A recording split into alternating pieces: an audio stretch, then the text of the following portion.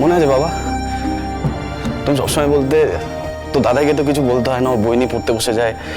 তুই তো দাদার মতো হ, তোর পিছনে কেন এত ঘ্যান ঘ্যান করতে হয়?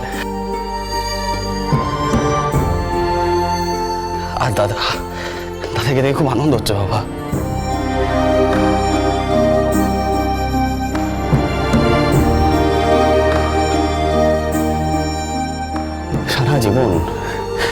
সারা জীবন ধরে বাড়ির সবাই আমাকে বলেছে দাদার মতো হ, তুই দাদার মতো হতে পারছিস না।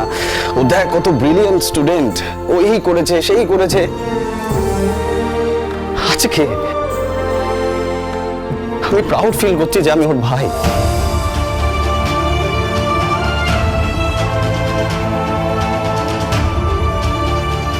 সত্যি আমার দাদার মতো কেউ নেই। তোমার মনে আছে আমাদের সেই রেজাল্টের দিনগুলোর কথা? মনে থাকবে না? তোদের দুই ভাই বোনের পাত্তাই পাওয়া যেত না। সূর্যর পেছন পেছন লুকিয়ে লুকিয়ে বাড়িতে ঢুকবে কি না, আমরা সবাই যখন সূর্যর ফার্স্ট হওয়াটা সেইটা সেলিব্রেট করবো আনন্দটা, তখন এরা দুজন জাস্ট পাস করাটাকে এড়িয়ে যেতে পারবে। এদিকে দাদাকেও তো কিন্তু কিছু দেওয়া যাবে না, আর দাদাই সেরকম আগেই বলবে জয়কে দাও, তিস্তাকে দাও।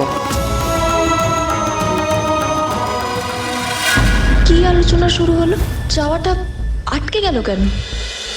দাদার ছোটবেলা তো আমি দেখিনি, কিন্তু আমাদের ছোটবেলাটা আমি দেখেছি।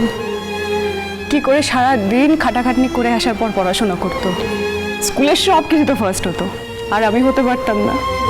আর ওর সব প্রাইজগুলো আমাকে দিয়ে দিত।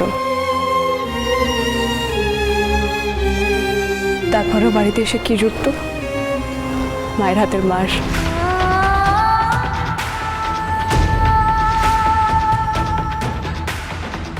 সবকিছু মুখ বুঝে সহ্য করে গেছে। থাক না বনু, এখন এসব কথা কেন বলছিস? পুরনো কথাগুলো বলে কি লাভ বলতো? পুরনো কথাগুলো না বললেই তো মিথ্যে হয়ে যায় না, স্মৃতি তো রয়ে যায় রে দিদি।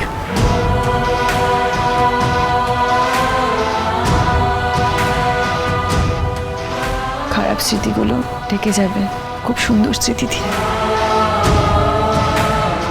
আমরা তো দুজনেই ফার্স্ট হই। এরকম বাবা মায়ের মেয়েদের তো ফার্স্ট হতেই হবে।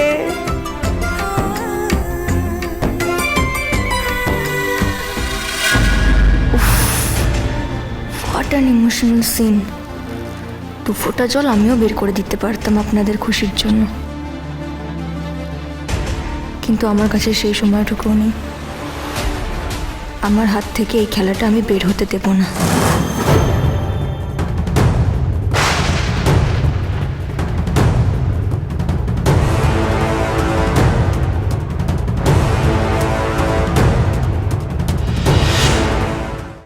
অনুরাগীর ছোঁয়া, সোম থেকে রবি রাত 9:30টায় স্টার জলসায়।